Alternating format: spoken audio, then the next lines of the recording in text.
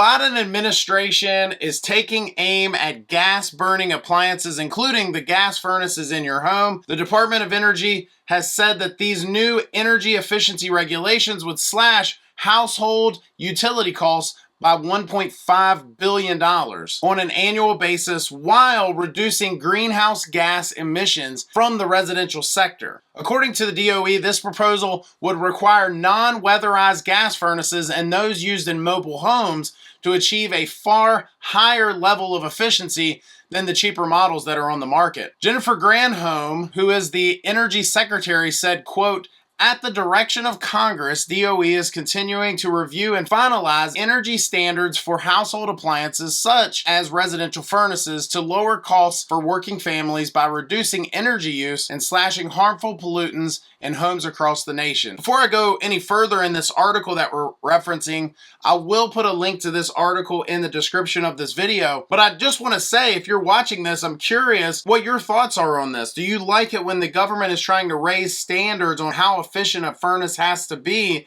maybe to save you money?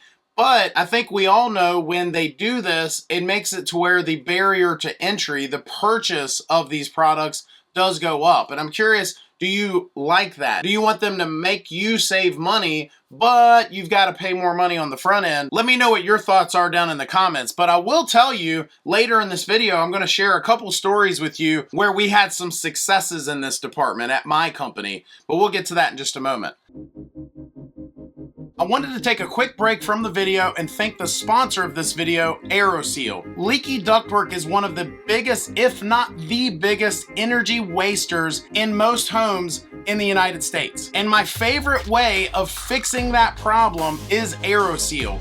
They'll come into your home, they'll test your ductwork and how leaky it is, they'll seal all the ductwork with a machine, and then they'll test it again and make sure that you got what you paid for. Customers have reported a significant savings on their energy bills after using Aeroseal. I'll put a link down in the description of this video. Thanks again to Aeroseal, and now let's get back to the video.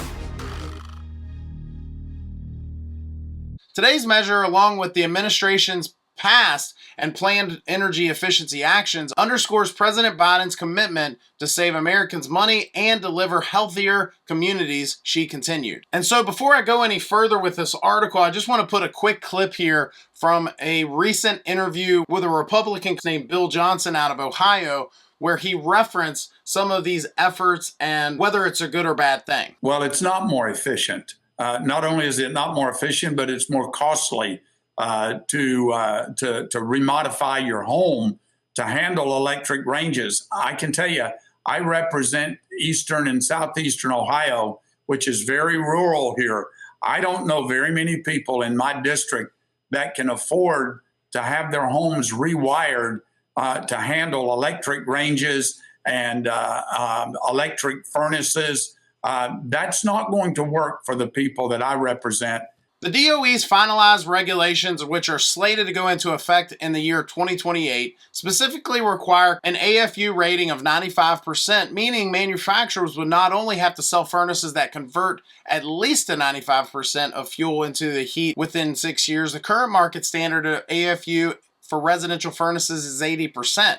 And I want to point out one thing. This is not just a matter of saying, hey, all furnaces need to be more efficient. Another thing that should be mentioned is if you are going to go from, say, an 80% furnace to a high efficiency condensing furnace like 95%, the flue vent may need to be changed out. So it's not just swapping a box. You might have to swap way more than that. So just keep that in mind as you consider for your home what you're going to do as far as furnaces go. Because of the stringent AFU requirements, the regulations would largely take non-condensing gas furnaces, which are generally less efficient but cheaper, off the market. But consumers who replace non-condensing furnaces with condensing furnaces after the rule is implemented face hefty installation costs. And I got to tell you, the furnace itself is not a big deal, just swapping a box. But that flue vent that I was telling you about, and also when it's a condensing furnace, now you've got to figure out what are you going to do with this, water. When a condensing furnace has to have somewhere to drain to, you might have to install a pump, you might have to redo the drain work. If it's a furnace that already had air conditioning, already had a coil on it, may not be as big of a deal, but it is something you need to note. Richard Meyer, who's Vice President of Energy Markets Analysis and Standards at the American Gas Association, previously told Fox News, quote, "There are some really technical reasons why this is such a concerning rule," unquote. And so he goes more into what I was just talking about,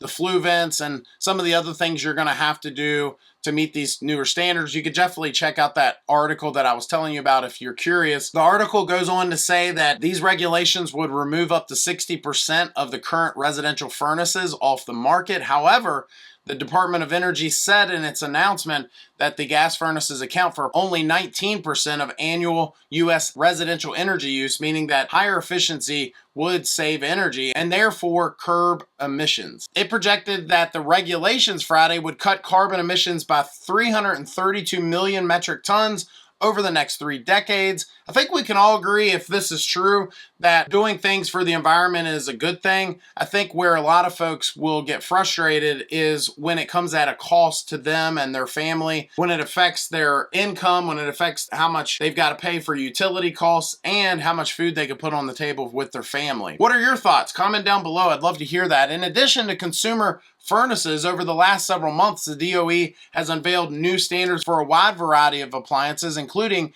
gas stoves, clothes washers, refrigerators, and air conditioners, which we've done other videos on those. Where it referenced all this earlier in the article, it talked about mobile homes. I can tell you that a lot of homes that are installed cheaply, so if they install a mobile home furnace of some type, gas or electric, with an outdoor unit, a lot of times they were going with the cheapest thing they can find. And this isn't just mobile homes, this is homes in general. A lot of builders are constantly just going with the cheapest thing just to get the house built. And one thing I'll encourage you to do is to not just consider the efficiency of the gas furnace itself, but the technology itself. Maybe explore options, get quotes. We have customers, I was telling you, I would tell you a success story. We've had customers at our company that had electric furnaces with a straight AC outdoor unit or a gas furnace with a straight AC outdoor unit. And if that gas is LP gas, which it is in a lot of rural areas, then both of those options can get quite pricey in the winter time. And so when you go to replace that system,